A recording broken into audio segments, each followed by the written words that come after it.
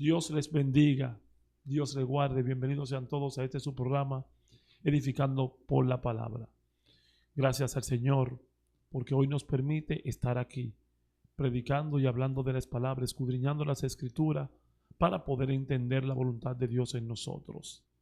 Hoy es miércoles 5 de agosto del año 2026. Damos gracias a Dios por la oportunidad que nos concede de estar aquí. Hoy vamos a estar hablando de un tema muy controversial y de un tema que en estos días se ha puesto en la palestra pública. Hoy vamos a estar hablando de las ofrendas y de los diezmos.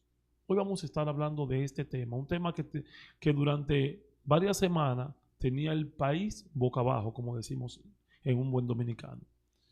Y el motivo por el cual vamos a hablar de esto no es porque esté en la palestra. El motivo por el cual vamos a hablar de este tema es porque yo entiendo que muchas personas necesitan conocer la intención bíblica o la voluntad agradable y perfecta de nuestro Señor Jesucristo a través de las Escrituras en cuanto a muchos temas, y dentro de esos temas el diezmo y las ofrendas. Pedimos a Dios que su Espíritu Santo esté con nosotros, como siempre lo ha estado, para que traiga a nuestra mente y a nuestro corazón la palabra que ustedes necesitan a través de las Escrituras. Eso lo pedimos en el nombre de Cristo. Amén y amén. Entremos en materia y vamos a hablar primero de las ofrendas. ¿Qué son las ofrendas? ¿Cuándo nacen las ofrendas? Nosotros tenemos que entender que las Escrituras todo el tiempo, desde que se comienzan a escribir, no estoy hablando del Antiguo Pacto, sino del Nuevo Pacto y del Nuevo Testamento, que se escribe precisamente con la iniciación del siglo I. Las Escrituras comienzan a escribirse por casos y acontecimientos puntuales. ¿A qué nos referimos con casos y acontecimientos puntuales? A casos históricos que pasaron, y mediante esos casos históricos que pasaron, el Espíritu Santo inspiraba la palabra de Dios. Entonces, dicho este punto, podemos hablar de un acontecimiento que tuvo la iglesia primitiva, o sea, la iglesia desde sus inicios. Y este acontecimiento se llamó la expansión de la iglesia. Aquí es donde la iglesia se expande, donde la iglesia comienza a crecer. La iglesia comienza a crecer con unos cuantos acontecimientos. Uno de los acontecimientos más fuertes fue el incendio de Roma. Otro de los acontecimientos más grandes que tuvo la iglesia fue la destrucción del templo de Jerusalén, entre otros acontecimientos que provocaron la expansión de la iglesia. La expansión de la iglesia tuvo un acto espiritual muy fuerte para todo creyente. ¿Por qué? Porque en la expansión de la iglesia fue cuando los dones espirituales que se dan en el libro de 1 de Corintios 12, de estos dones que se habla y que se habla también en Efesios 4:11, en la expansión de la iglesia fue cuando estos dones se pusieron más manifiestos. Por ejemplo, el don de profecía. Y de ese don precisamente voy a hablar para poder entrar en las ofrendas. Podemos decir que el don de profecía se manifestó en la iglesia primitiva o en inicios de la iglesia en una profecía, por ejemplo, del profeta Agabo. Cuando el profeta Agabo profetiza que iba a haber una hambruna. Esta hambruna que profetizó el profeta Agabo es un caso no solamente bíblico, sino también histórico, porque está en registros de que esta hambruna aconteció. Entonces, mediante esta hambruna que aconteció aproximadamente en el año 46 después de Cristo, acontecieron muchas cosas y el Espíritu Santo se manifestó muchas veces. Y ahí comenzó a nacer lo que era el amor fraternal entre los miembros de la iglesia cristiana recién constituida.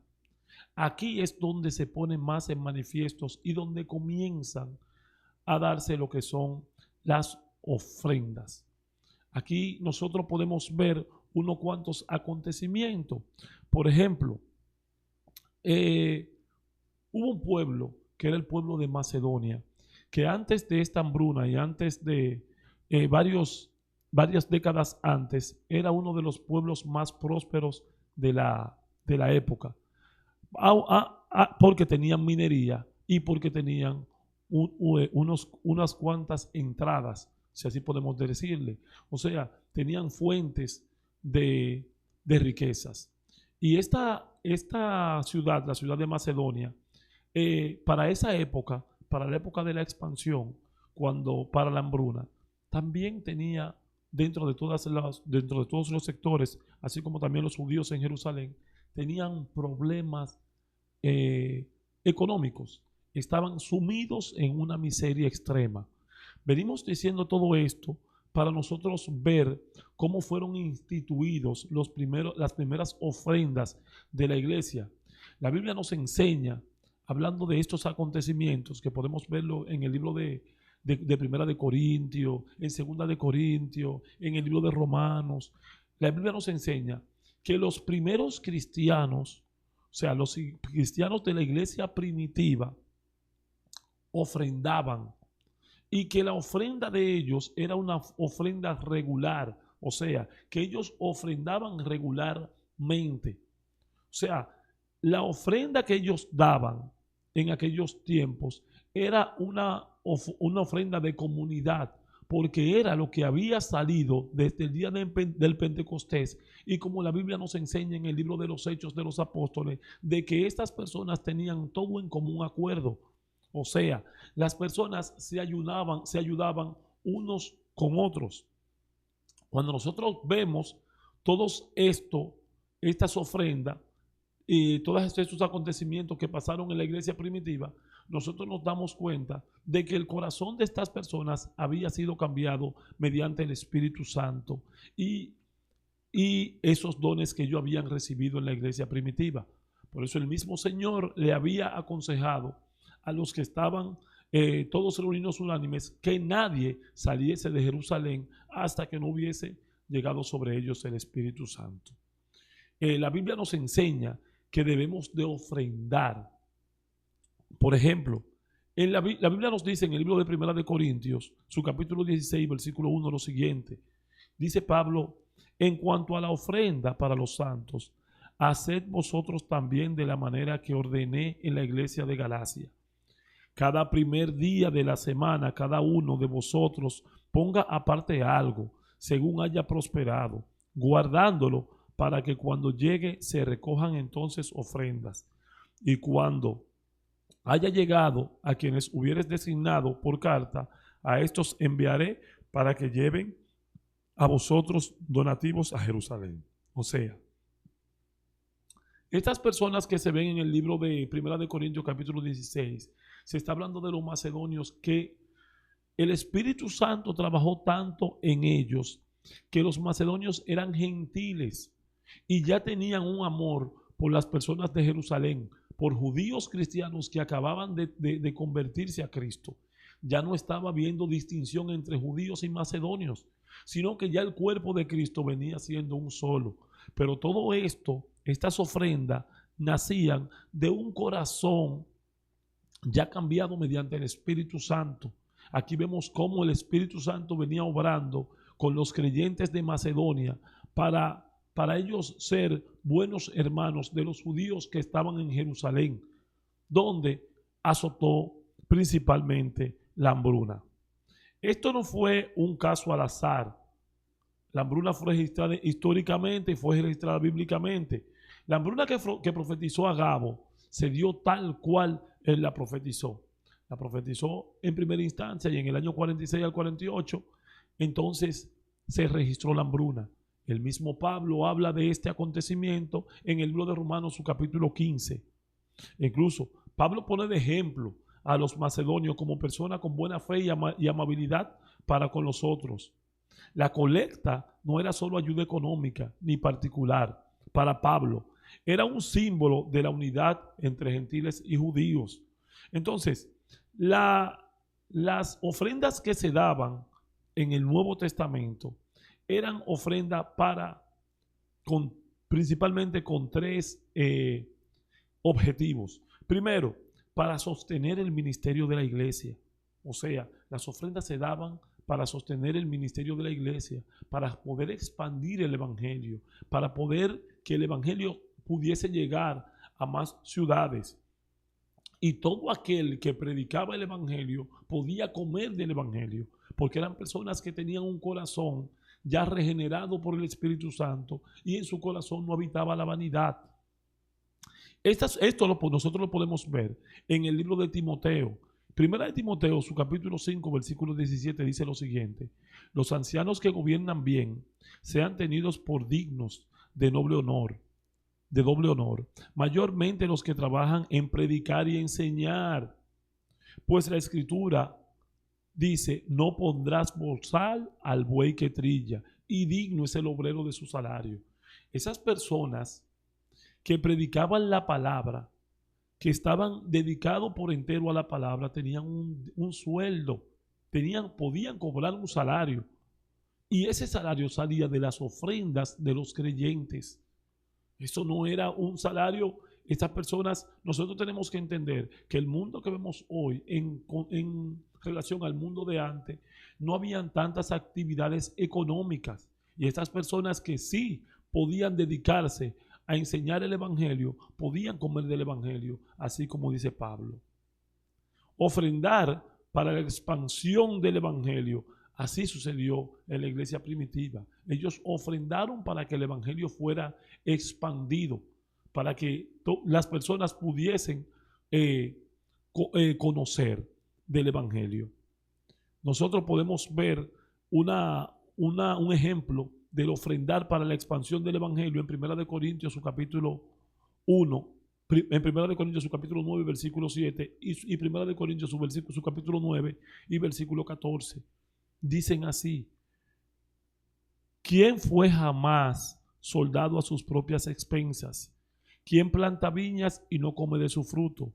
¿O quién apacienta el rebaño y no toma leche del rebaño? Eso es Pablo también a los corintios, como se lo dice a Timoteo, también se lo dice a los corintios. Y en el versículo 9:14 dice lo siguiente, en el capítulo 9, versículo 14 dice lo siguiente: así también ordenó el Señor a los que anuncian el evangelio que vivan del evangelio. O sea, todo aquel que en aquel entonces anunciaba el evangelio, vivía del evangelio. Ahora, podemos decir nosotros que esas personas que vivían del evangelio, vivían de una manera austera. O sea, era una persona que vivían restregándole los beneficios que le había dado el evangelio a ellos. E incluso Pablo habla de eso y dice que no se jacta siendo un apóstol. Entonces, aquí está la diferencia entre lo que nosotros conocemos como un evangelio puro en relación al evangelio de la prosperidad, que es el que se predica hoy. Son dos cosas bastante diferentes. Nosotros no podemos pensar que la forma en la que estas personas ofrendaban y recibían las ofrendas en aquel entonces para expansión del evangelio, para la gloria de la palabra de Dios, para que Cristo sea vivificado, no podemos compararlo con muchas personas que hoy tienen un corazón totalmente corrompido y que su corazón está lleno de vanidad, y lo único que hacen es restregarle al otro en su cara que Dios le ha bendecido a ellos porque socialmente ocupen una posición mayor. Bendito sea Cristo. Debemos ofrendar también para ayudar a los pobres. O sea, las ofrendas del primer siglo tenían tres objetivos. Primero, el ministerio de la iglesia. El ministerio, que la iglesia de Cristo crezca.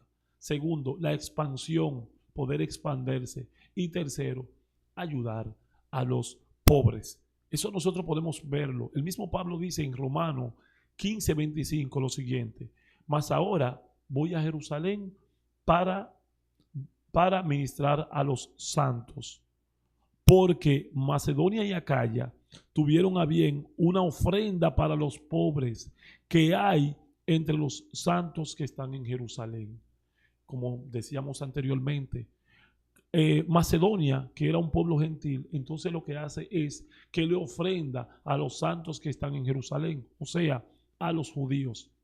Nosotros estamos viendo aquí que históricamente cómo nace el diezmo en el Nuevo Testamento, en la iglesia primitiva, nace por un amor inspirado por el Espíritu Santo de Dios.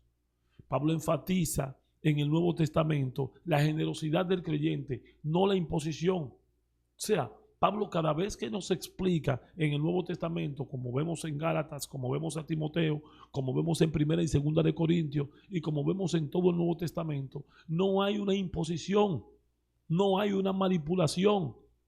Pablo hace el servicio en muy contrario a como los evangelios de la prosperidad te dicen hoy en día, que te dicen que si tú no ofrendas a Dios, tú le estás robando, que dicen que si tú no ofrendas a Dios te va a ir mal en la vida, que dicen muchísimas y cuantas cosas. No, Pablo apela a la generosidad del creyente conforme haya prosperado, según dice la palabra de Dios. Pablo no apela a una manipulación, Pablo no apela a una imposición, Pablo apela a que un creyente con un corazón regenerado sepa y entienda que una de las maneras de glorificar a su Dios es con lo que tiene.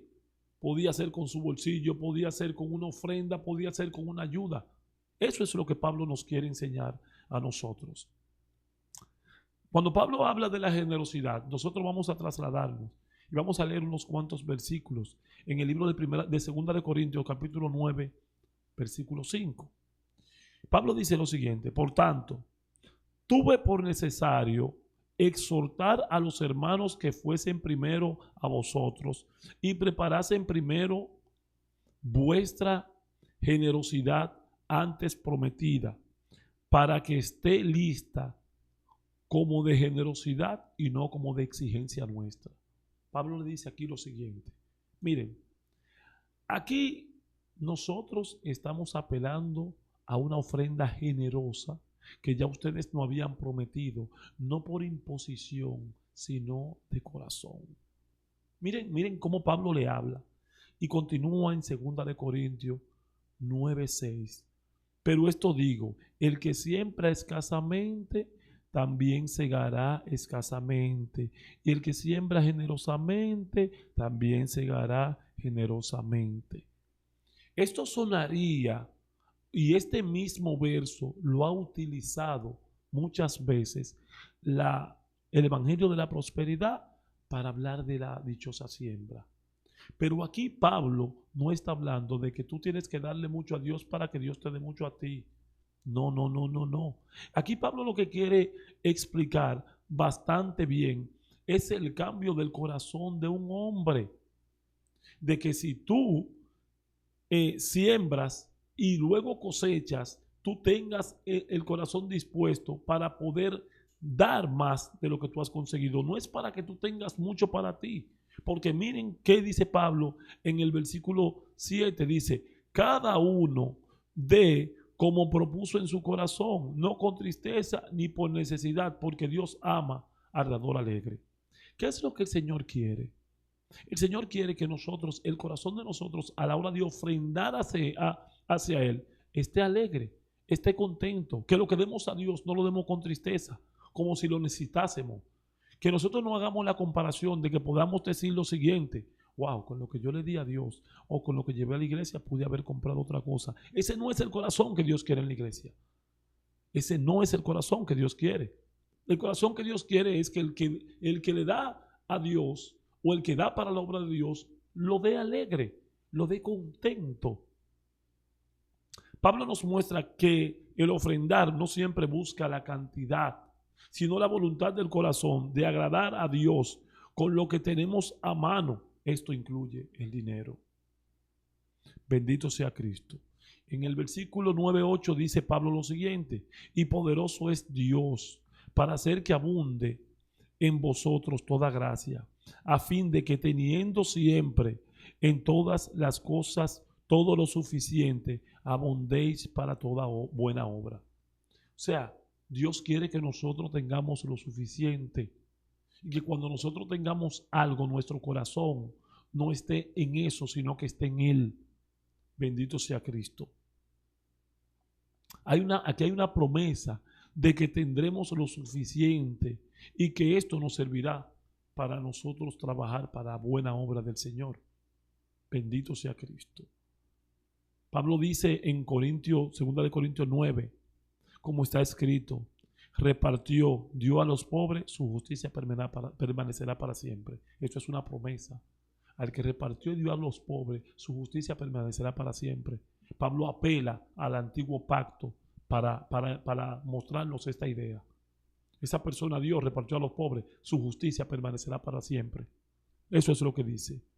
Dice Pablo, y el que da la semilla al que siembra y pan al que come proveerá y multiplicará vuestra sementera y aumentará los frutos de vuestra justicia.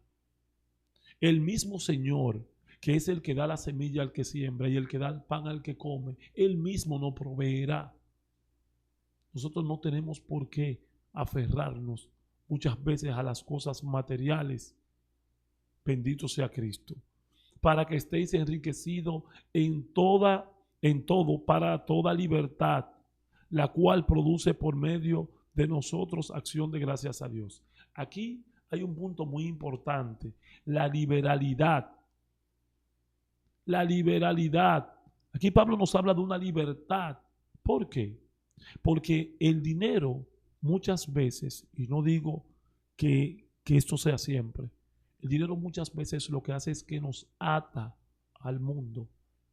Por eso las personas muchas veces, mientras más riqueza tienen, más se olvidan de cómo Dios lo ha prosperado, porque ponen su corazón en las riquezas. Bendito sea Cristo. Ponen su corazón en las riquezas. Bendito sea el Señor. En la Biblia, en el libro de Marcos, su capítulo 10, versículo creo que 17, nos dice que hubo un hombre que llama al Señor y le dice, maestro bueno, ¿qué tengo que hacer para heredar el reino de los cielos? El Señor le dice, tú tienes que hacer esto, llevar la ley, esto, tal o cual cosa. Y él le responde, pero yo hago todas estas cosas desde que soy joven. Entonces Jesús mirándolo le amó y le dijo, una cosa te falta, anda, vende todo lo que tienes y dáselo a los pobres y tendrás tesoro en el cielo y sígueme tomando tu cruz. Eso le dice Jesús a él. Pero él se afligió de corazón por esta palabra. Se fue triste porque tenía muchas posesiones. Su corazón estaba amarrado al mundo. Eso pasó con este joven. Su corazón estaba amarrado al mundo. Y eso es lo que sucede. De esta liberalidad es que nos habla Pablo en 2 de Corintios 9:11. Nos dice, para que estéis enriquecidos en todo, para toda liberalidad, para ser libre de las cosas que nos brinda el mundo, dentro de ella el dinero. Y no es que el dinero es malo, es que no pongamos nuestro corazón en él. Ya hemos visto personas que dicen, yo por mi dinero me mato por cualquiera. Personas dispuestas a perder la vida por dinero. Personas que tienen millones de pesos o una gran cantidad de dinero y le dicen que tienen que comprar tal o cual cosa para salvar su vida y mueren y no gastan su dinero. Eso es tener el dinero puesto en el corazón. En la Biblia, a nosotros el dinero en una ocasión se compara con un Dios o con un Señor. Porque nos dice la palabra, no podrá servir a dos dioses, amará a uno y aborrecerá al otro. No podrá servir a Dios y a las riquezas. Esto es increíble. Miren qué comparación. No se puede servir a Dios y a la riqueza. ¿Y son malas las riquezas? No.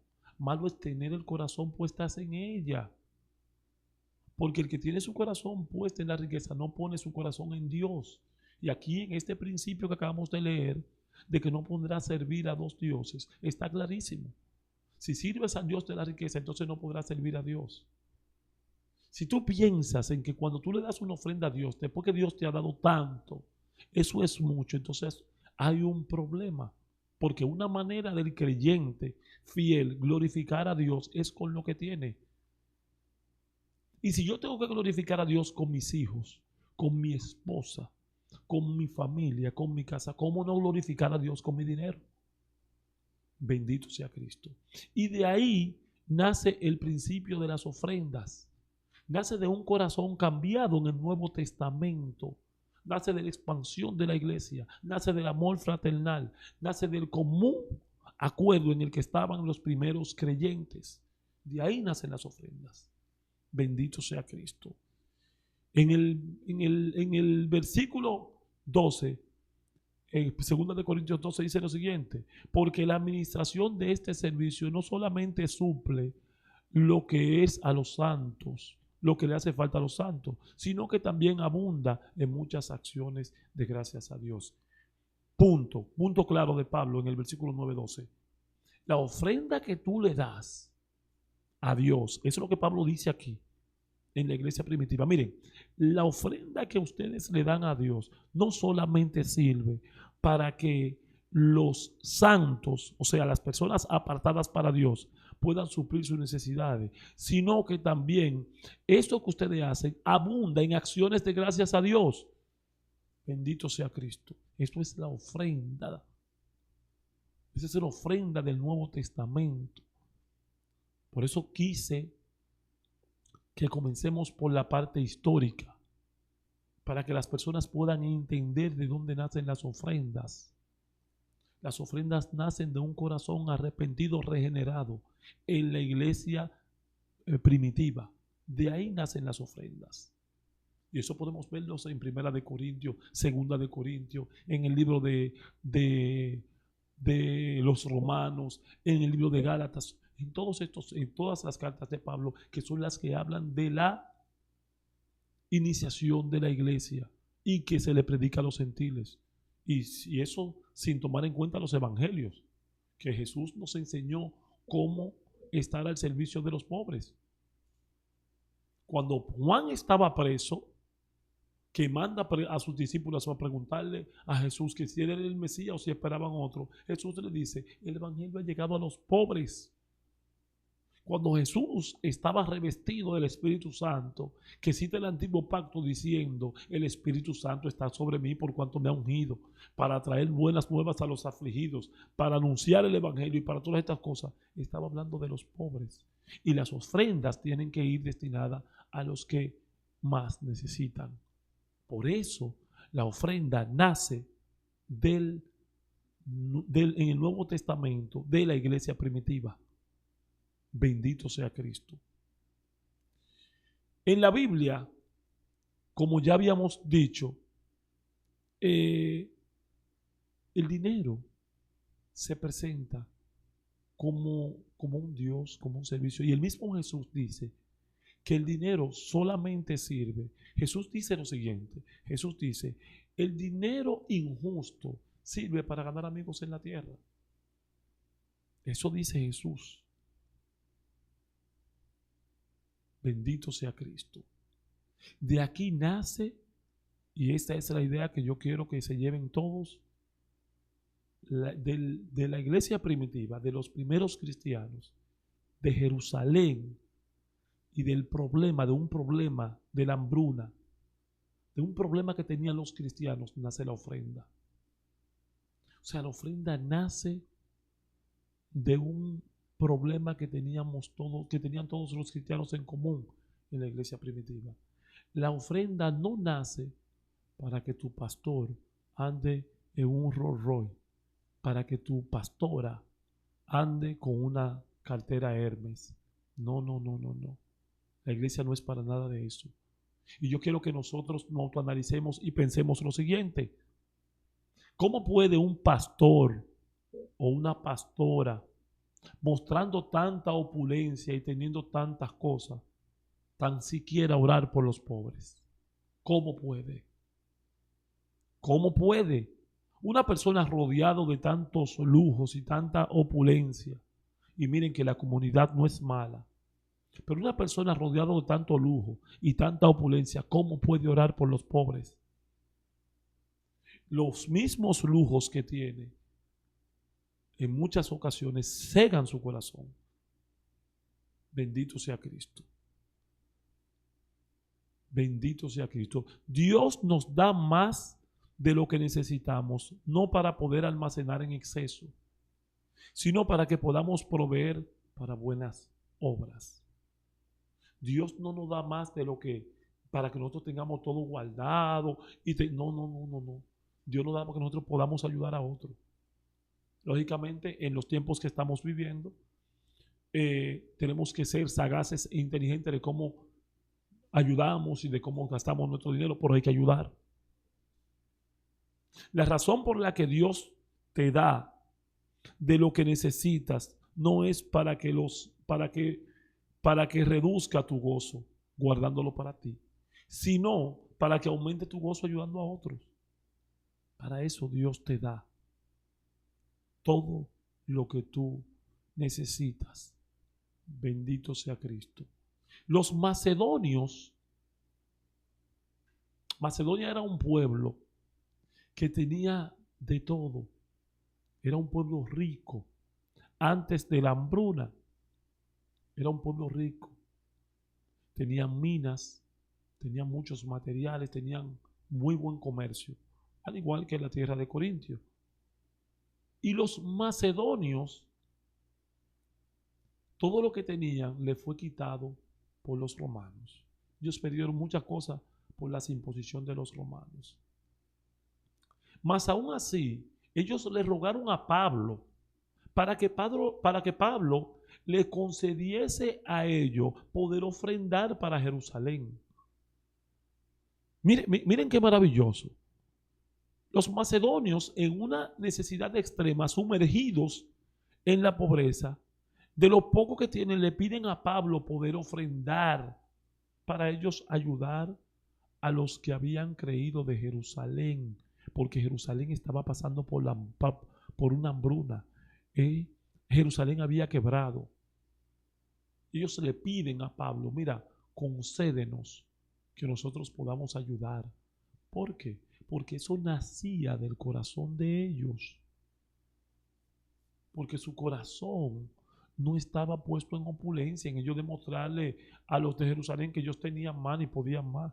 No, ese no es el nacimiento del verdadero cristiano. Ese no es el nacimiento del Espíritu Santo. Ese tipo de vida no produce ni lleva a la santificación del creyente.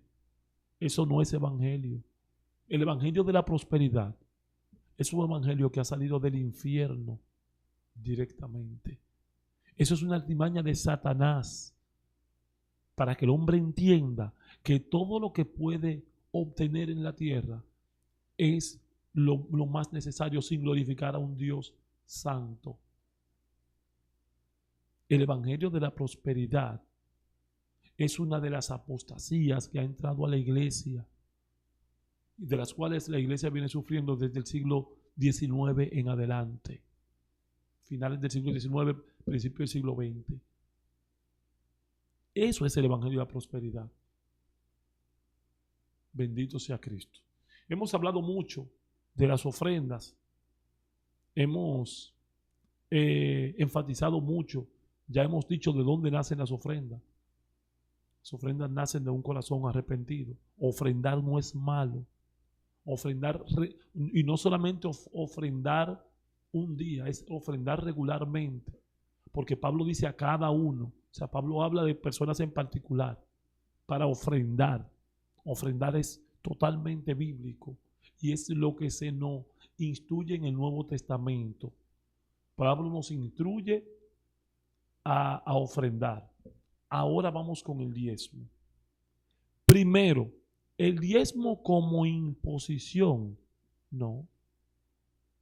El diezmo como imposición, no. El diezmo puede ser algo que nosotros utilicemos como un parámetro para ofrendar. Por ejemplo, yo gano 10,000 pesos y entiendo que bueno, pues yo voy a ofrendar el 10% como ofrenda. Pero el diezmo como imposición o como ley bíblica no es bíblico. Ay, vamos a agarrar a Abraham. Abraham diezmó. No, por Abraham la Biblia no nos registra que diezmaba continuamente. Abraham diezmó una sola vez y fue por el botín de una guerra que había ganado. Vamos a ser claros. Vamos a ser bíblicos. Pero Jacob. El caso de Jacob es peor que el de Abraham. Porque Jacob le dijo a Dios, si tú me prosperas, yo te voy a dar un 10% de todo lo que yo consiguiese. Si tú me prosperas. Jacob está como negociando con un Dios santo. Esa no es la enseñanza del Nuevo Testamento tampoco. Entonces, el diezmo se utilizó, era una institución establecida por la ley de Moisés. Eso fue por la ley de Moisés y no consistía, es otra cosa, no consistía en dinero, sino en productos agrícolas, en ganado, y tenía varios propósitos.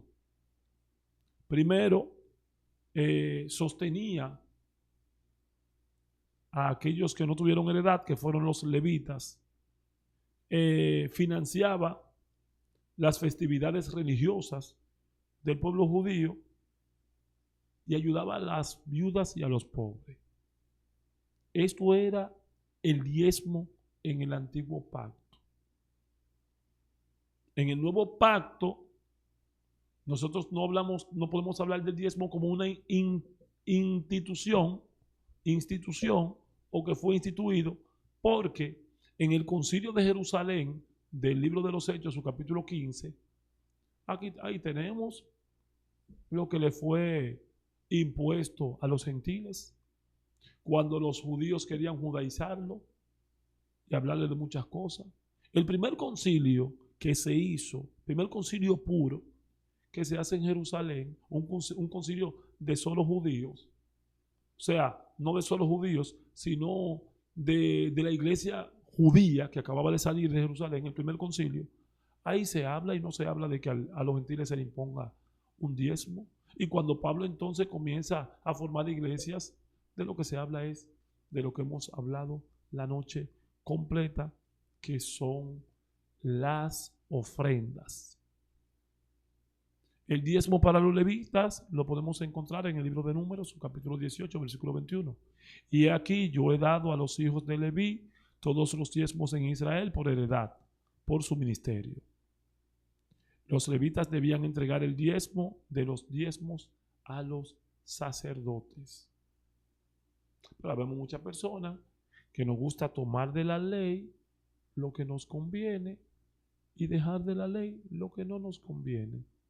Pero la Biblia nos dice Pablo en el libro de Gálatas, que no se puede hacer una cosa y dejar la otra. Entonces, si tomamos los diezmos, tenemos que dejar de comer cerdo y tenemos que hacer un sinnúmero de cosas que se imponían en el antiguo pacto.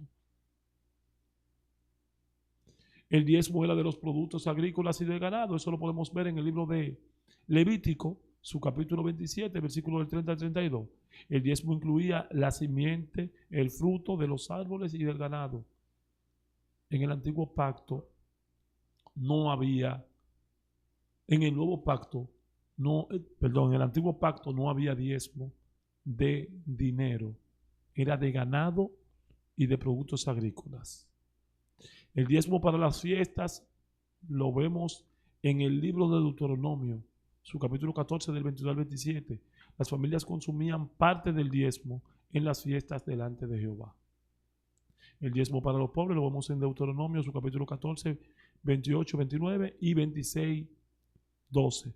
Cada 3 años el diezmo beneficiaba a levitas, extranjeros, huérfanos y viudas. Para esto era el diezmo. El pueblo, hay personas que se van a Malaquía. Eso fue algo precisamente instituido. Malaquía 3:8.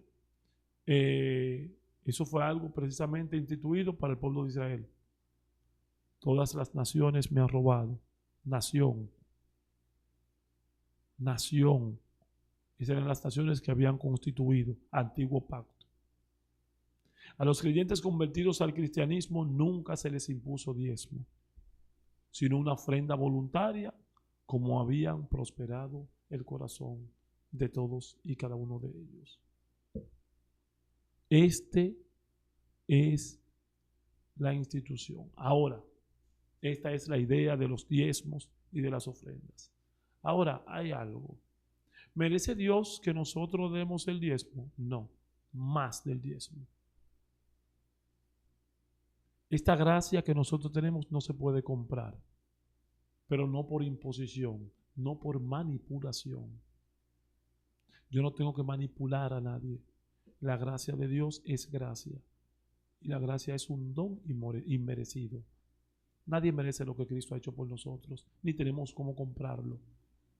Yo no puedo entender que yo tengo que dar a Dios algo porque tengo un compromiso. No.